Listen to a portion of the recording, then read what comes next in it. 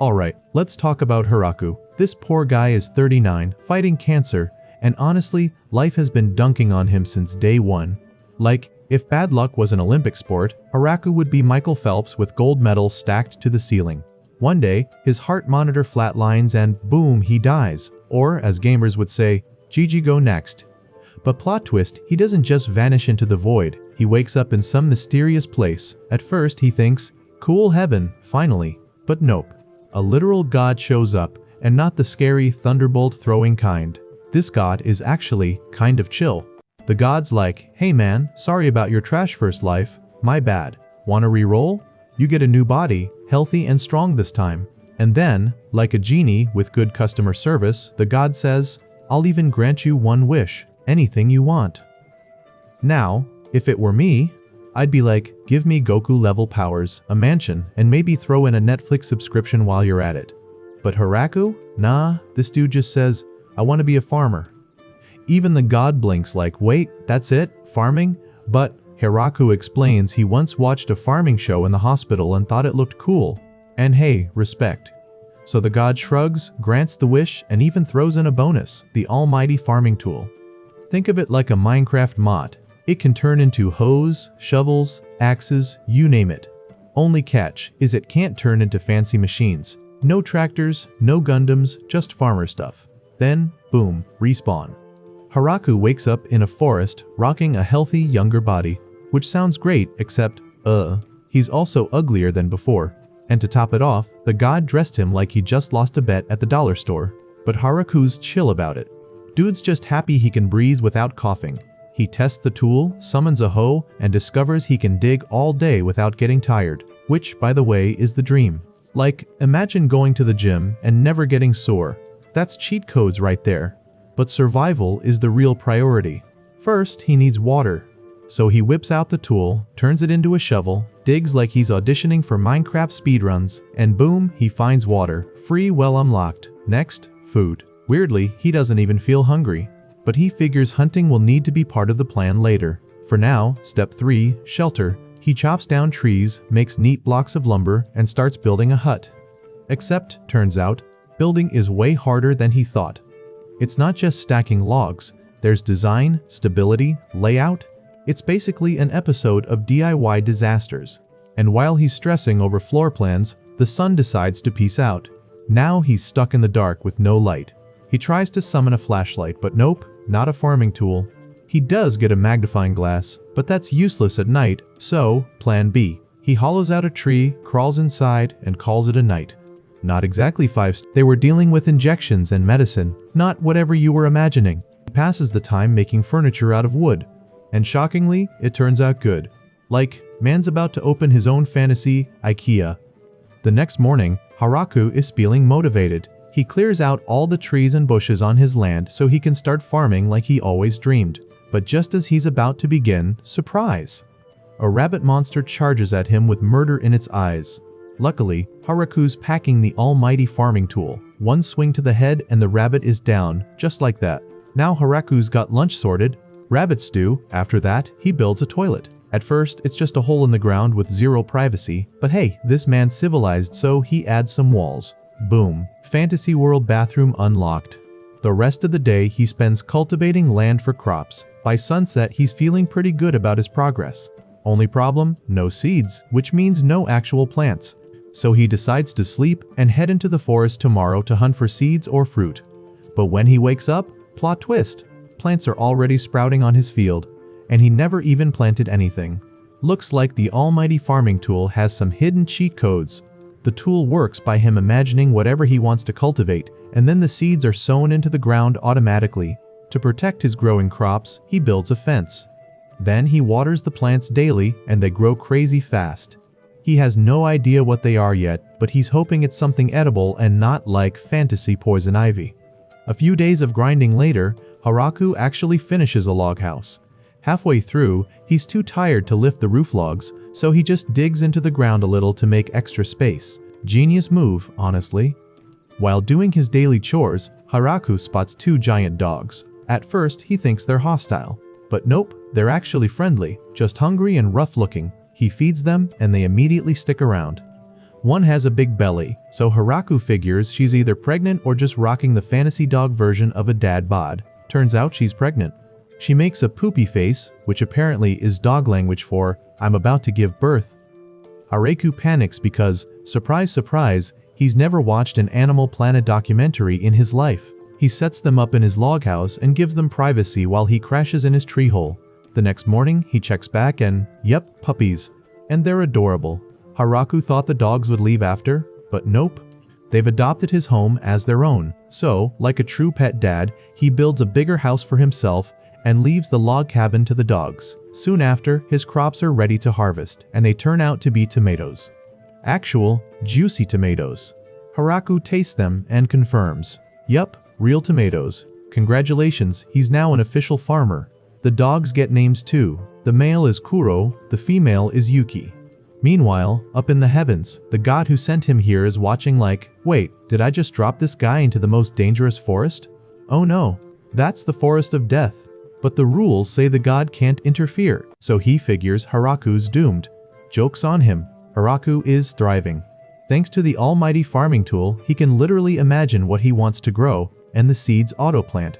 Everything sprouts so fast, he doesn't even know what to do with all the crops. Out of gratitude, he even builds a statue for the god. Which is kinda hilarious, because the god's up there sweating bullets like, bro, don't thank me, you're not supposed to survive this. Hiraku also tries planting fruit trees. He knows they take years to grow, but hey, he's in this for the long haul. As for company, Kuro and Yuki have been lifesavers. Yes, they are the dogs or perhaps wolves he saved. They've kept him from going insane from loneliness. They even help guide him through the forest until he discovers a river he can use for water. With the farming tool as a wheelbarrow, he can transport anything without getting tired. The only problem? The roads are so bumpy it feels like riding Mario Kart on Rainbow Road. Before long, winter arrives. Hiraku tries using rabbit monster pelts for warmth, but they smell so bad it's not even worth it. So he just relies on fire to keep from freezing. Then, one day, he meets a spider. But not just any spider, this one can spin cloth. Suddenly, Hiraku's got Fantasy Fashion Week happening in his hut. He names the spider Zabuton. Zabuton makes him a cool winter jacket and even some furniture upgrades. Yeah, this is officially the most useful spider in anime history. Winter comes, but thanks to his prep work, Hiraku survives just fine. The dogs are cozy, and Zabuton seems to be hibernating in his web mansion. Everything is chill. Except Hiraku realizes he hasn't spoken to another human in forever. He's starting to worry he'll forget how to talk. Eventually, spring rolls around. The puppies grow up and immediately go off to find girlfriends. Classic. They bring back other forest dogs and suddenly Hiraku's got a whole pack. Zabuton also apparently has babies, which means even more mouths to feed. Hiraku's starting to feel like the single dad of an anime daycare. Just then, Zabuton sounds the alarm. Hiraku knows something's up in the forest. He rushes out and finds a little girl hiding by a tree.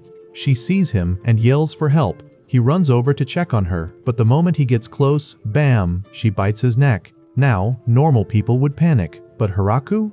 He kind of blushes because apparently he's into that sort of thing. And then, the girl transforms. Her clothes change, her body matures, and she suddenly looks way older. That little girl was a vampire, and yeah, turns out the dogs weren't having it. The moment she sinks her fangs into him, Kuro and Yuki go full attack mode.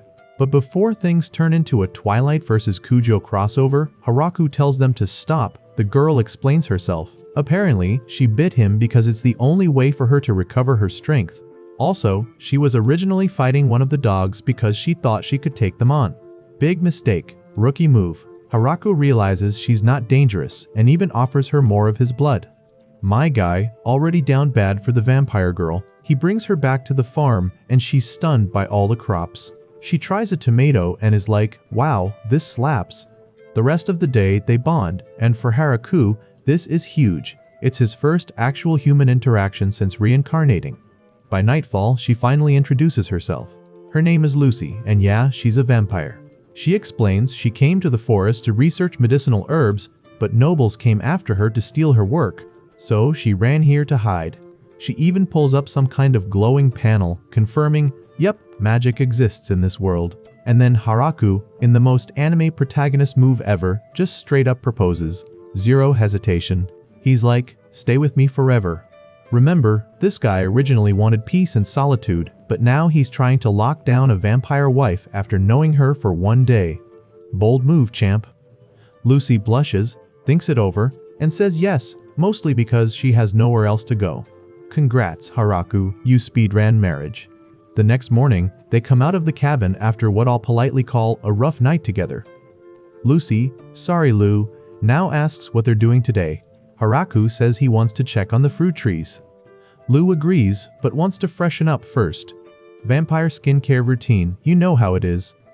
But before they can settle down, Zabutin the spider sounds the alarm. Hiraku knows that means trouble, so he and Lou head into the forest. They stumble upon a scene that feels way too cliché to be real. Another hot girl tied to a tree. Hiraku unchains her because, of course, he does. The girl instantly uses magic to freshen herself up, which makes Lou start sneaking away. But the new girl calls her out like, hey, get over here. Turns out, they know each other. They bring her back to the hut, where she introduces herself as Tia, an angel.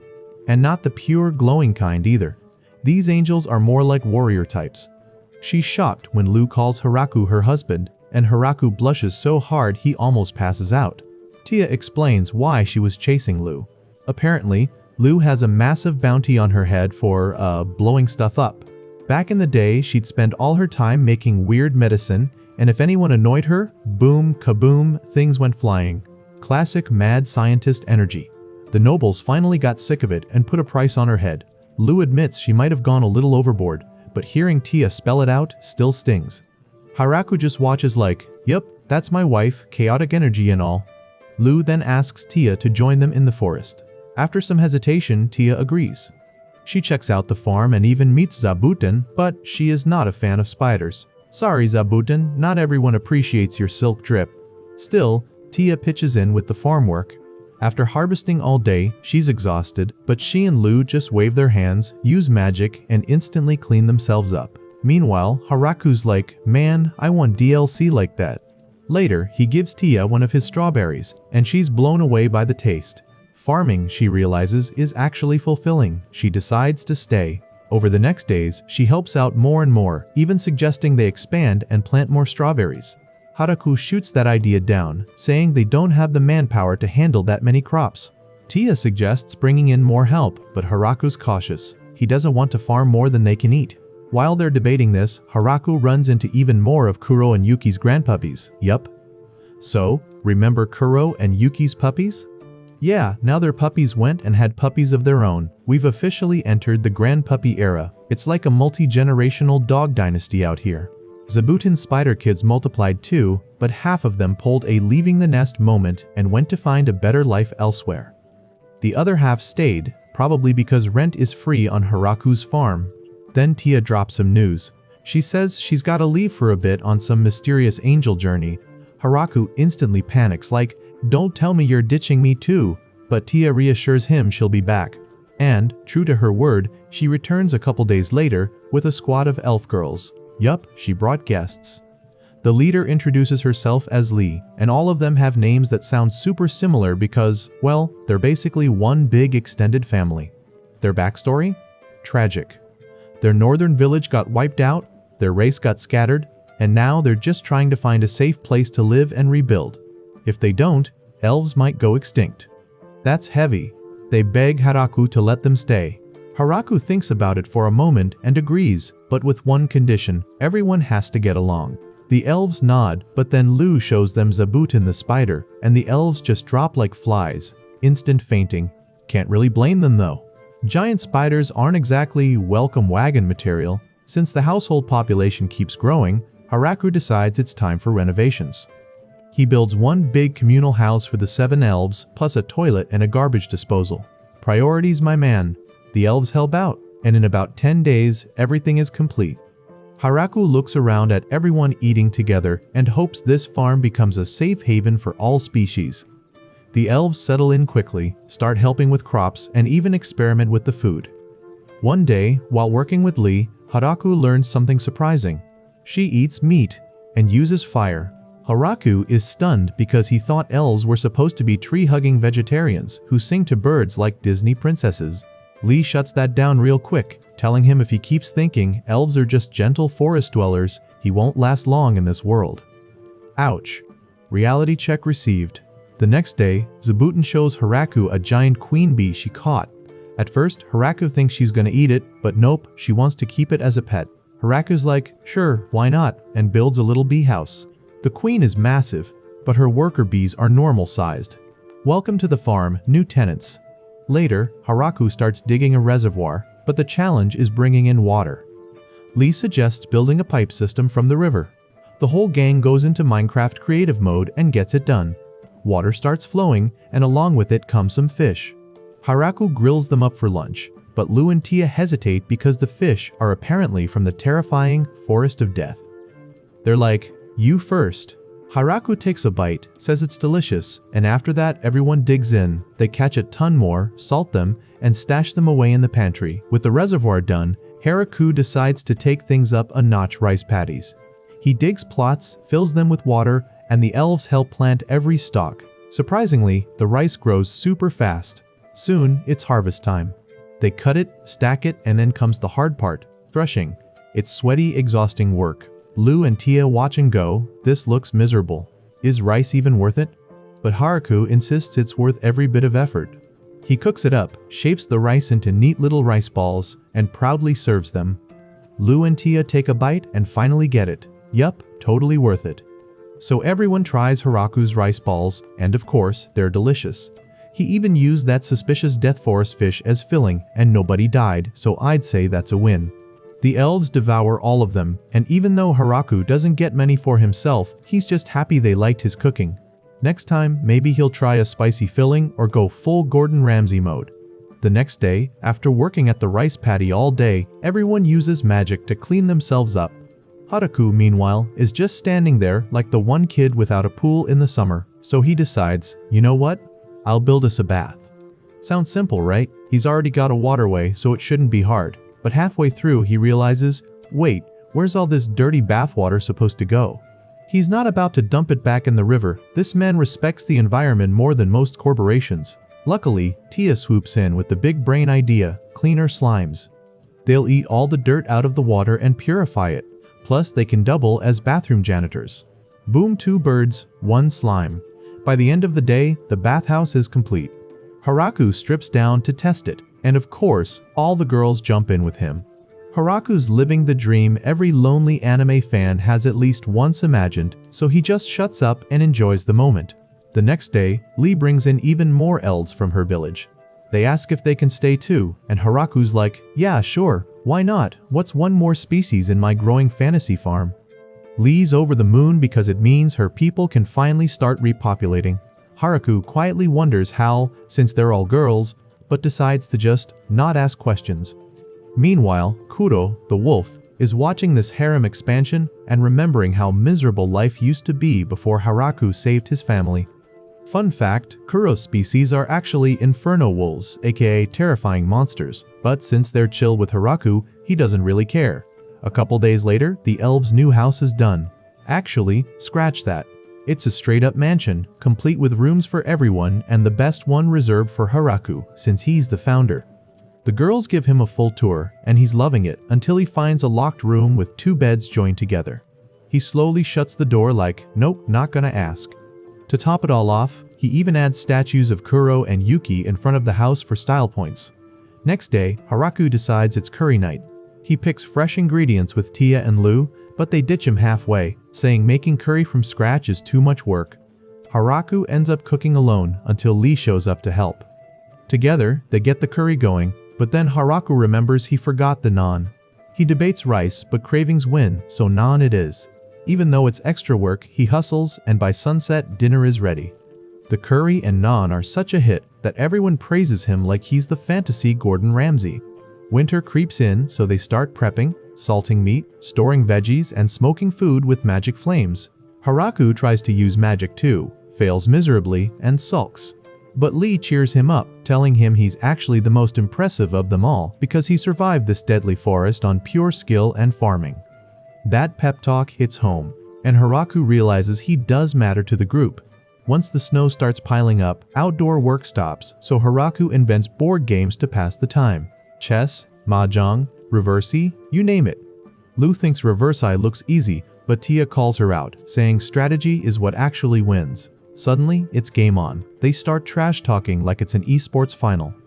Meanwhile, Lee and another elf play their game in total silence, calm as monks.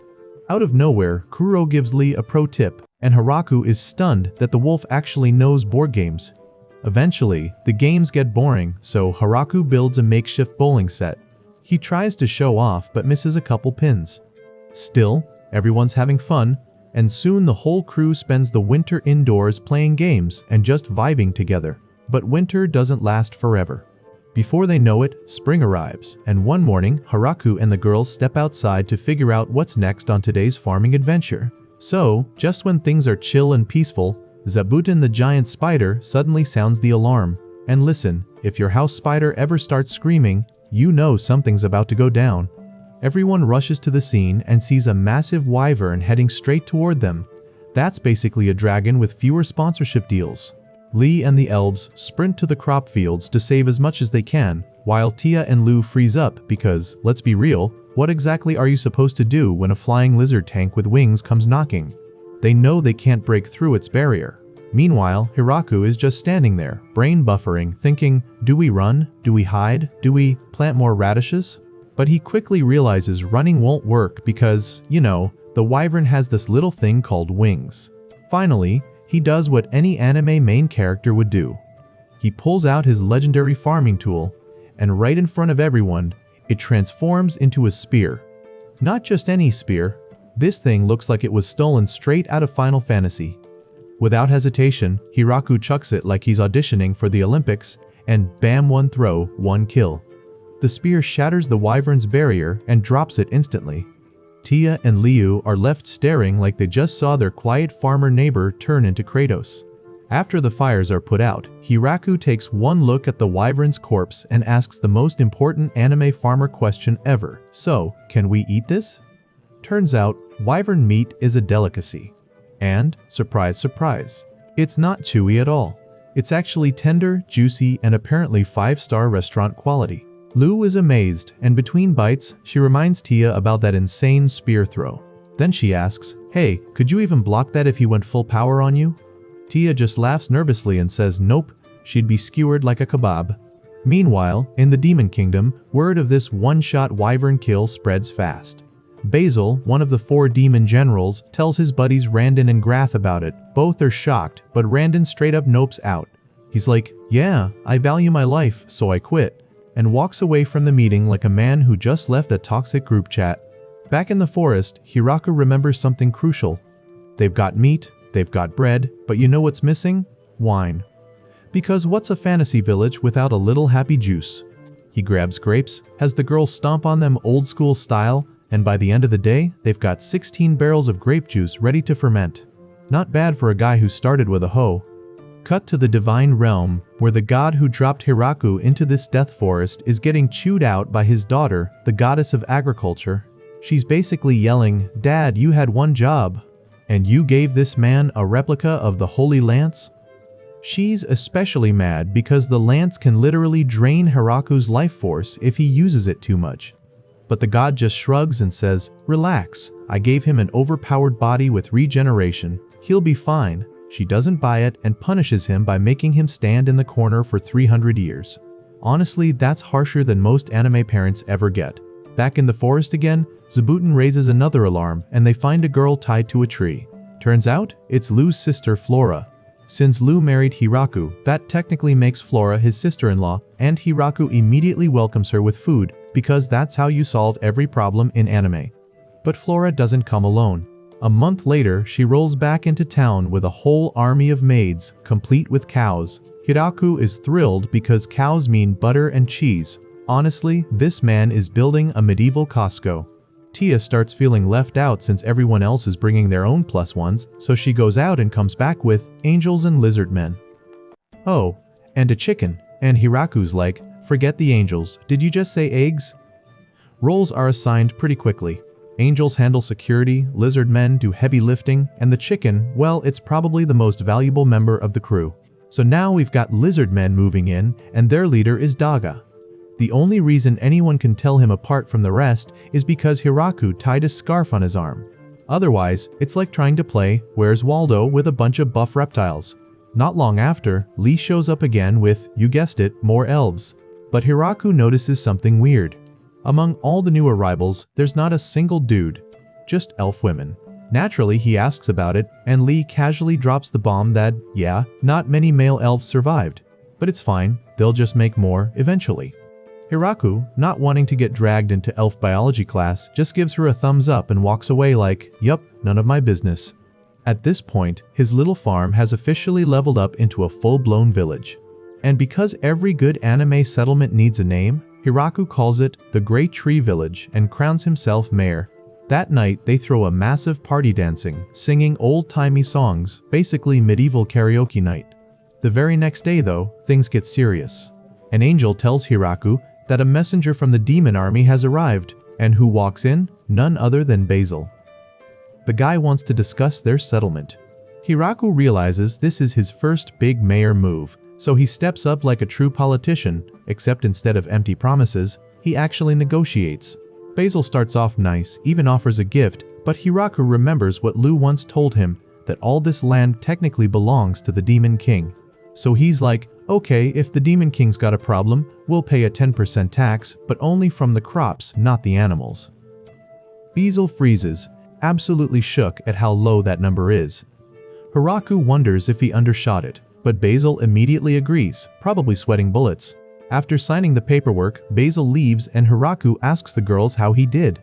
Turns out, he just scored the deal of the century. Normally the tax is 60–70%, but somehow, this farmer locked in a single-digit rate and protection from the demon army. That's like paying Netflix $1 a month and getting Disney+, HBO, and Crunchyroll thrown in for free. Back at Demon Army HQ, Basil reports in, and everyone's terrified. He describes Hiraku's squad. Lu, the vampire princess, Tia, the angel of annihilation, Inferno wolves, oh, and don't forget the wyvern they casually one-shot. With that lineup, the generals realize it's smarter to take 10% than risk making them enemies. Meanwhile, Randan once again stands up, quits his job on the spot, and dips.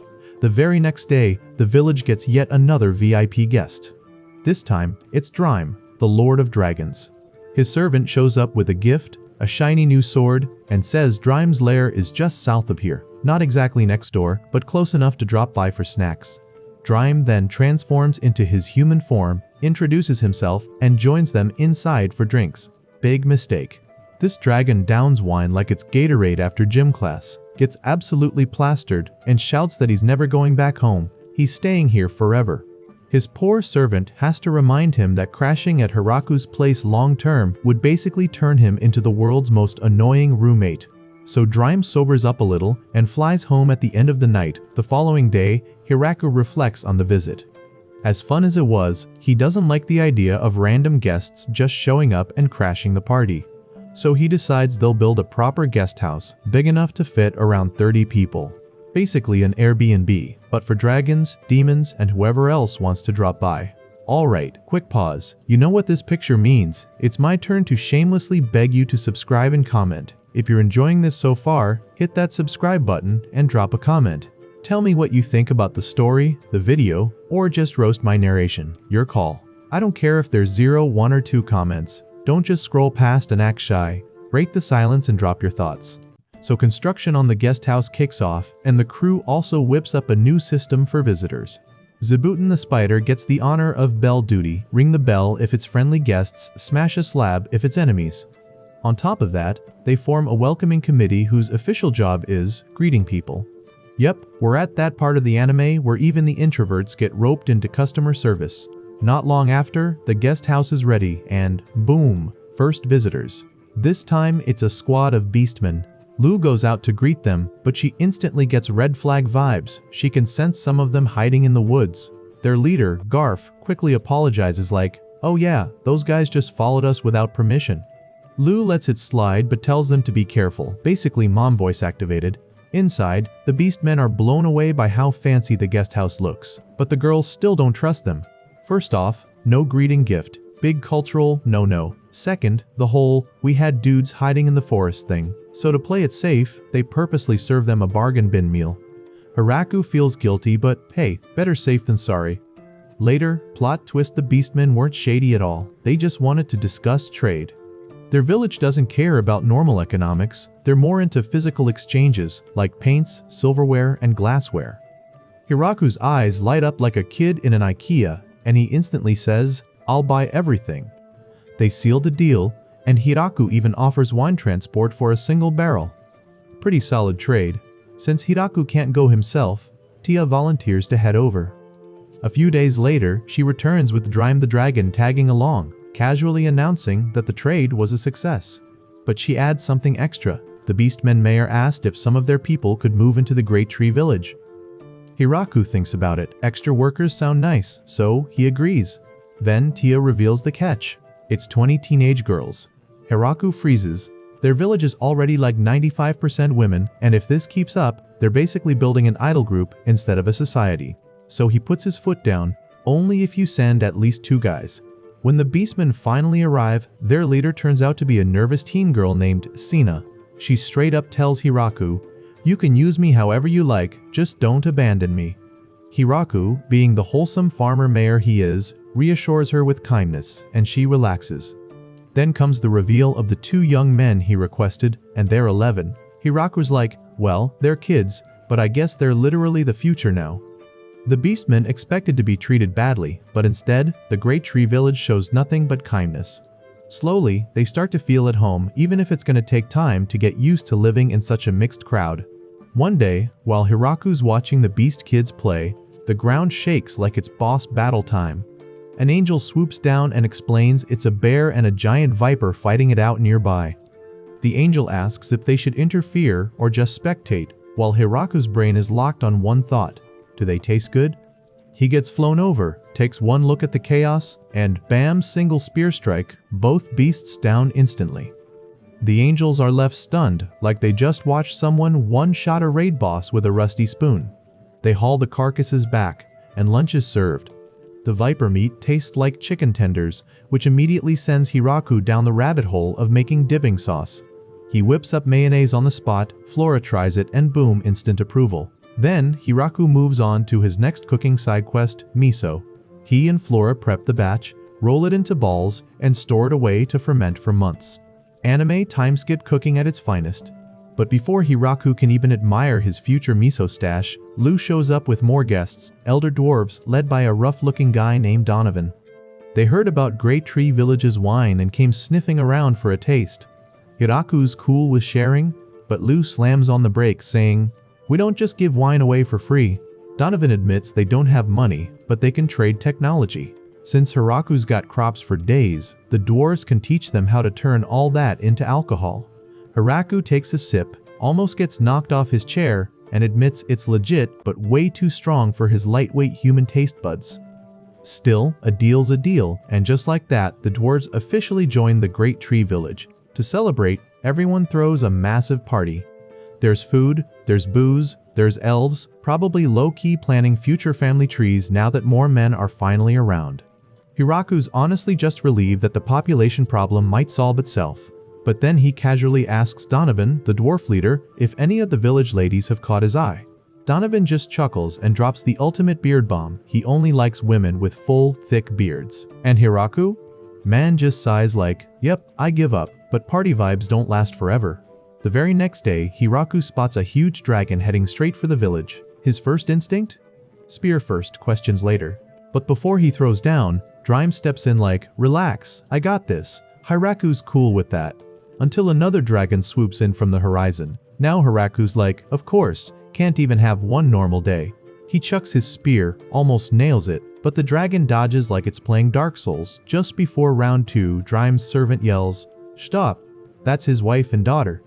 Yeah, turns out these dragons aren't enemies at all. They're family. The wife, Grafaloon, had been tailing Drime because she thought he was sneaking off to cheat on her. And honestly, can't blame her.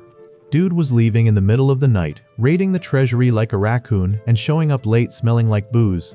Hiraku quickly clears things up. Drime wasn't cheating, he was just drinking at the village bar. Classic misunderstanding. Grafaloon apologizes and everyone makes peace. But then she's like, to keep things cool between us, how about our daughter Lasti stays in your village for a while? Hiraku, being the chill mayor he is, agrees. But Lasti's not like the other new residents.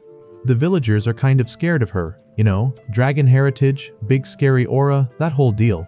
Hiraku decides to use that to his advantage and makes her the official negotiator. And guess what? First test comes fast. Beazle shows up, sees Lasti, and immediately starts sweating like he just got called to the principal's office. He's so terrified he agrees to literally everything she says. Hiraku's in the back smirking like a proud genius. Of course, Bezel goes home and tattles to the Demon Kingdom about the dragon problem. The generals freak out, realizing Great Tree Village is basically untouchable now. So they send Basil's daughter, Florum, to snoop. She shows up undercover, but instead of gathering dirt, she just gets floored by how strong the village really is. She learns that Hiraku, a human mayor, of all things, is strong enough to fight dragons. Lasti even warns her not to underestimate him. After that, Florum turns into the most respectful, stiff intern ever. Like, she's bowing, addressing him like royalty, the whole 9 yards. Time skips ahead, and autumn rolls in. So breakfast rolls around, and everyone's enjoying the vibe, until they realize something's missing. Seafood. Yeah, the one thing you can't just magically farm from the Great Tree Village. Luckily, Lou remembers she knows a guy, well, technically a merchant down south. 3 days later, this fancy Demon Kingdom merchant rolls up, introduces himself as Michael, and starts flexing his inventory like he's running a fantasy Costco. He's got crabs, clams, fish, basically a whole sushi bar on wheels. Hiraku's overjoyed, but Michael's not just here to sell calamari. Nope, he's got 3 reasons for this visit. First, to thank Hiraku for choosing his services. Second, to pitch more trade opportunities. And third, the big one, he wants to become the official supplier of the Great Tree Village. Basically, Michael's angling to be their Amazon Prime, their Uber Eats, their Costco membership rolled into one. And the guy is smooth. He's like, yo, your crops are top tier. I can flip these for triple the price if you let me handle all trade. The village squad huddles up, talks it over, and agrees. Deal signed, seafood secured. Michael leaves all calm and composed, flying out on the village's dragon like a true pro. But the second he's out of sight, dude's sweating buckets, thanking every god in the heavens that he survived meeting these scary, overpowered villagers. Smooth on the outside, panic attack on the inside. Respect. Back at the village, Hiraku wastes 0 time. Boom, seafood feast. Everyone's eating like kings, just vibing, when suddenly, chaos as usual. Out of nowhere, a dragon shows up and starts attacking. Hiraku doesn't even blink. He grabs his spear, yeets it, and down goes the dragon. Easy, but when he goes to check if the meat's cookable, plot twist, the dragon transforms into a woman. Turns out this isn't just some random dragon, it's Drime's older sister, Hakuren. Now, Hakuren explains that she came here because she once overheard Dream, while drunk, mumbling something about giving his daughter to Hiraku as a bride. And instead of, you know, sending a letter or asking nicely, she thought, let's just test this guy with a deathmatch. Classic dragon logic. Hiraku's standing there like, seriously? Couldn't you just knock on the door? Anyway, Hakuren admits she just wanted to see how strong the village mayor really was. Hiraku shrugs it off but tells her to clean up the mess she made before joining the guest house. She does, gets her welcome dinner, and fits right in with everyone. Then after eating, Hakuren casually brings up that she's heard Ma Jang is popular in the village. She's like, let's play. Hiraku assumes she doesn't know the rules, but she just waves him off, confident she'll figure it out. And then, because anime logic demands it, Hakuren suggests a bet. Hiraku doesn't have anything to gamble with, so he throws out the wild idea of stripped Ma Jang. Yeah, loser takes off a piece of clothing each round. Everyone looks around, and instead of laughing it off, they all just agree. Now the table's set, the tiles are ready, and the tension is through the roof. Because one thing dragons hate more than losing is losing with clothes on the line. So the legendary strip Ma Jang showdown kicks off, and it's way more intense than anyone expected. Hakuren, who literally just learned what Ma Jang even is, sits there with the least amount of clothing and the most amount of confidence. Hiraku, on the other hand, is sweating harder than a kid trying to hide bad grades from his parents. No matter what he does, he keeps losing every single round. Before long, my guy is down to nothing but his tidy whities, looking like he just lost a bet on laundry day. Hiraku starts thinking, wait, is she using magic to cheat? There's no way this dragon lady is naturally this good. But if she was cheating, surely someone else would have caught her by now. Then, finally, the perfect opportunity. If he plays his next tile right, he could flip the whole game. Destiny moment, baby. He slams it down and instantly ruins everything. Another loss. The girls erupt into chants for him to take off his pants. And, being a man of his word, Hiraku does it. Now he's standing there with nothing but his shame on display, and let's just say the crowd was not impressed with the scale of the situation. Meanwhile, over in the Demon Kingdom, things are getting tense. Word spreads that Hakuren, this insanely powerful dragon, has now joined Great Tree Village. The generals are panicking, wondering how they're supposed to compete with a place that casually collects overpowered creatures like Pokemon cards. But before they can figure it out, Galgardo shows up worrying about his moody daughter, and Randon just straight up rage quits. He leaves behind a resignation letter like he's had enough of this anime plotline and vanishes. Back at the village, Hakuren actually starts settling in. Turns out she's good at almost any job, though she won't stop complaining about them. Classic, I'll do it, but I'm not happy about it, energy. Ironically, she's the one who ends up teaching the kids reading, writing, and math. Basically, the stuff every RPG party member avoids. Then one day, a group of hot naked Lamia girls slither into the village begging for help. Yep, you heard that right, not just visitors, but naked visitors. Apparently, some rookie monsters tried to clear out a dungeon near their homes, so the Lamias got displaced. They're desperate for aid and protection. Hiraku, being the responsible mayor, agrees to a deal. They'll trade their precious gems for the village's crops. But before sending them back, he's like, yeah, maybe wear some clothes next time? He literally hands them fabric, and they make makeshift tops on the spot. From then on, the Lamias start a regular trade and delivery service with the village. Business is booming, morale is up, and Hiraku's thinking, damn, we're really leveling up here. But of course, peace never lasts long. Over in the Demon Kingdom, Princess Yuri hears rumors that Florim is basically a hostage in the village. Fired up by this fake news, Yuri rallies her forces, saying they'll storm Great Tree Village and rescue her. Problem: Florim isn't a hostage at all, and she knows the demon army has zero chance against Hiraku's crew. Basil rushes to the village to warn her, and Florim's like, yeah, this is dumb, but fine, I'll stop it. The next day, the demon army shows up ready for war, only to be confronted by the Lamia girls. One look at them and the soldiers are like, nope, we're out. Instant morale drop. After that, the three troublemakers who egg Yuri into this mess, Rosalind, Jolina, and Clackass, are dragged before Hiraku.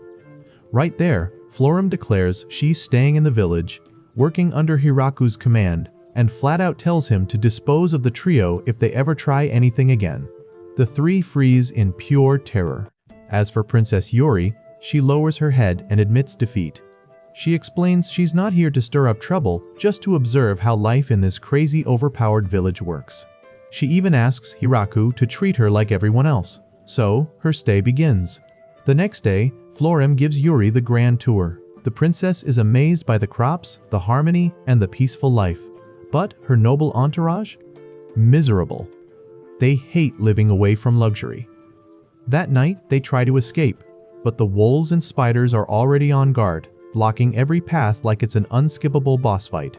So, yeah, the noble girls realize they're trapped tighter than a Wi-Fi signal in your grandma's basement, and they finally give up. Their big brain plan now is to just behave until somebody decides to let them go.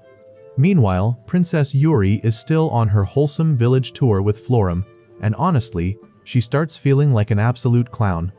She admits that declaring war on such a chill, well-organized village was kinda dumb. But, in her defense, Florim did pull a Houdini and vanish from the Demon Kingdom without saying a single word, so everyone thought she got kidnapped. Honestly, it's the anime equivalent of not texting back for 3 days. Florim owns up to it though, promising Yuri she'll actually keep in touch from now on. Finally, some communication, which is rarer in anime than parents being alive. Over time, the girls start getting used to their new lives. At first they were like, ugh, no luxury, no palace life, no endless tea parties. But little by little, they realize that farming, teaching, and actually doing something useful isn't so bad. Yuri herself even spends her last day working in the fields with beast kids. When the farm girls try to stop her, she's like, "Relax, it's fine, I don't mind." And honestly, she loves it. She hasn't felt this alive since ever. By the end of the day, Yuri's like, "Thanks fam, this was awesome. I'll definitely visit again." She heads back home with way more respect for Hiraku and the villagers, leaving the other noble girls behind because they've shockingly decided they want to stay longer. And Yuri's like, "Cool, you do you, I'm out." Not long after, the village starts prepping for winter, and the crop harvest is absolutely insane. Like, Steam sale backlog levels of insane. The storage areas can't handle it all, so Lasty steps up and asks if she can send some to her dad, and Hiraku's like, "Yeah sure, go for it." Then Hakuren also raises her hand like, "Yo, me too." Hiraku agrees because he's basically the nicest guy alive.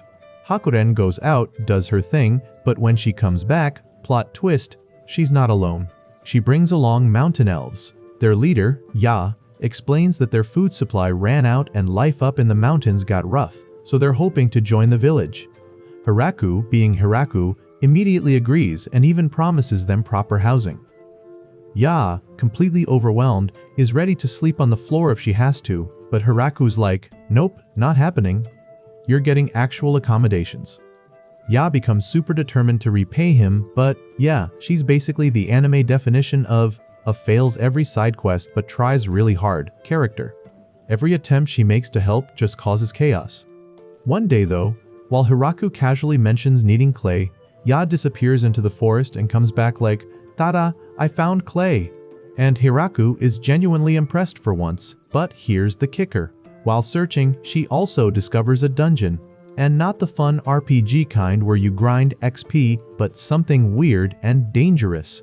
The survey team checks it out and finds evidence of a blood viper lurking inside, and apparently, blood viper meat is worth a ton, like anime Wagyu beef levels of rare. The team immediately suggests forming an extermination squad, but Hiraku, being the responsible village dad, says, "Nah, let's not rush this. We'll talk it over with everyone first." And with that, winter officially arrives. So winter rolls in, and right away everyone notices that Lu isn't looking too hot. She's pale, throwing up, and just generally looking like she's been hit with the world's worst hangover. At first the villagers are like, "Hey, maybe it's just bad soup." But then the realization hits. Lu isn't sick, she's pregnant. Yep, turns out Hiraku's about to become a dad. This news spreads faster than anime spoilers on Twitter, and suddenly, the whole village is buzzing with good vibes. Everyone's cheerful, morale skyrockets, and Hiraku himself starts acting different. He goes full dad mode, fussing over Lu every chance he gets. Meanwhile, Lu is as calm as ever, telling him to relax because she's got this under control. The next morning, Anne whips up breakfast, but here's the problem, the village has grown so much that not everyone fits in the dining hall anymore, so they've got to eat in 3 separate shifts. It's like school cafeteria lunch periods all over again. Hiraku and the species leaders go first, then the regular villagers, and then everyone else squeezes in last. While all this is happening, Grand Marion, the angel, shows up to give her daily report. She explains that a squad of killer rabbits tried to invade the village the day before, but don't worry, the wolves took care of business. Now they've got rabbit meat for days, which is basically free food delivered by nature.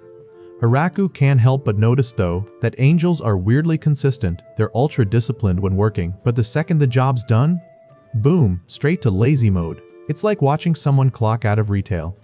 Later, after chores are wrapped up, it's lunchtime, and Hiraku notices something interesting. Most of the villagers aren't used to eating 3 meals a day. For elves especially, eating even 2 meals feels like a cheat code. They're worried all this extra food will drain the storage too quickly. Hiraku, though, just shrugs it off. Then Hiraku decides to switch things up a bit. Instead of planting just survival crops, he starts growing tulips to make the village prettier. Because, hey, you can't live on just bread and potatoes, you gotta stop and smell the flowers sometimes. On top of that, he also kicks off regular combat training for the younger villagers. He doubts they'll ever need it considering how well guarded the place is, but better safe than sorry. Come dinner time, the maids roll out a new dish they've been experimenting with. Hiraku takes a bite and, yikes, it tastes absolutely terrible. But instead of crushing their dreams, he gives them the old fake smile and a big thumbs up. Dinner gatherings have now become such big events that people use them to share announcements.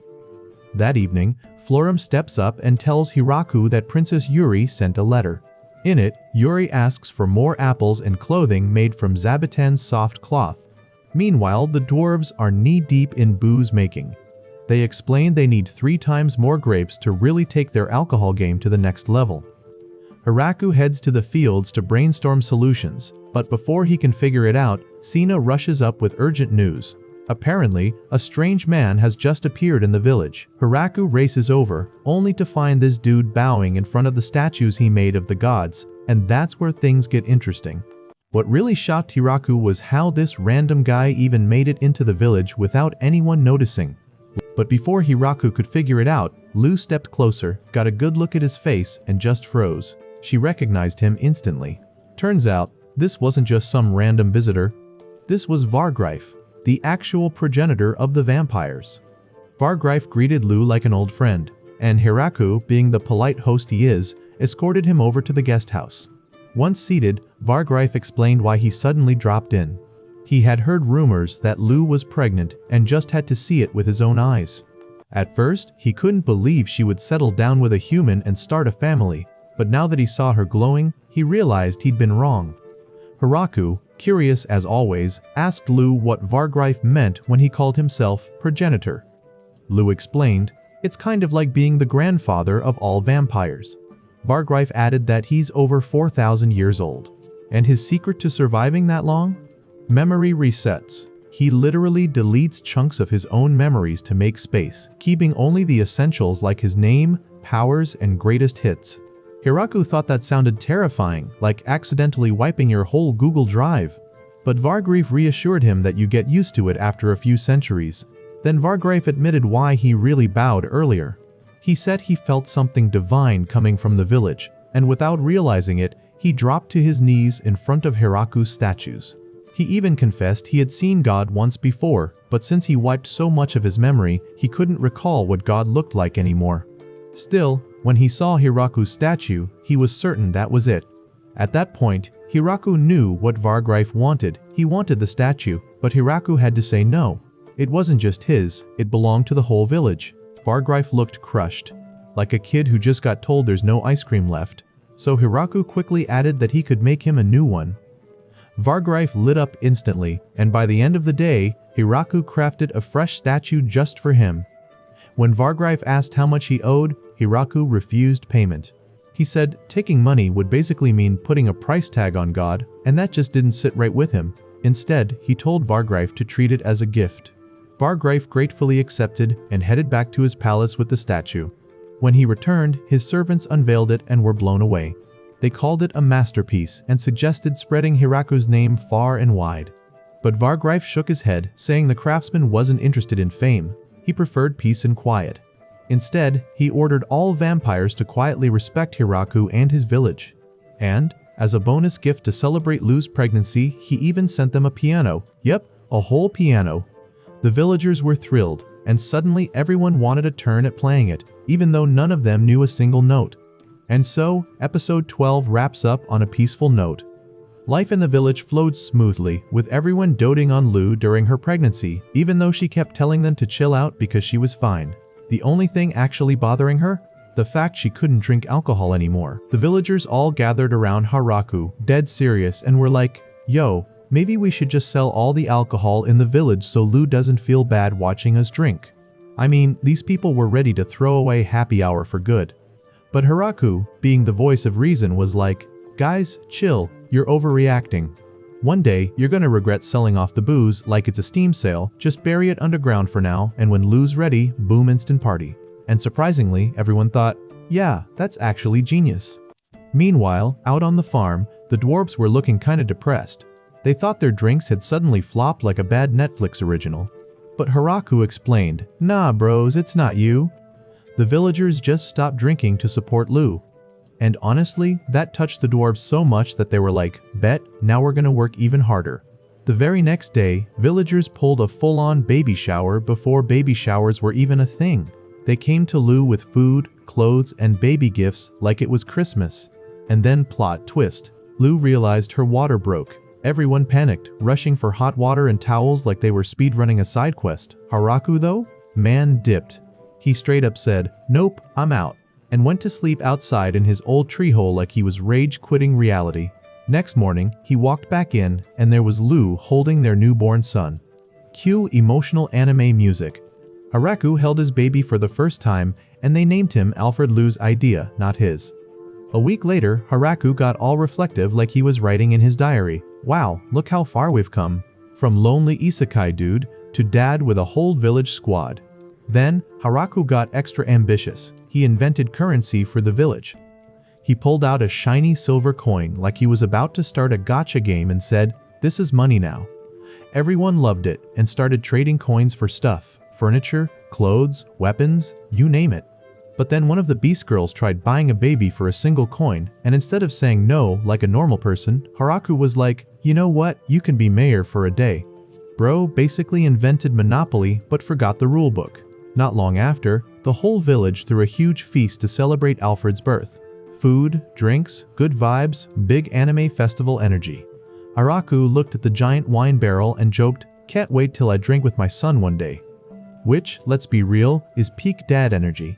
Meanwhile, in the Demon Kingdom, word spread fast. The generals were stressing like, "Man, we can't fight the Great Tree Village anymore. Maybe we should just marry someone off to them." And the Demon King?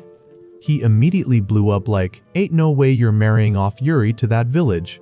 Big dad energy number 2. Back at the village, Hiraku woke up slightly hungover, relatable. Then the girls told him some people in the nearby forest wanted to join them. Around 100 refugees, homeless because of war. And instead of being like, "That's too many," Hiraku was like, "Okay, new project, Great Tree Village 2. Honestly, it sounded like he was starting a franchise. But everyone was down, and they began planning it out. And that's where this episode ends. Smash that subscribe button so you don't miss the next recap, and hey, check out the video on screen right now.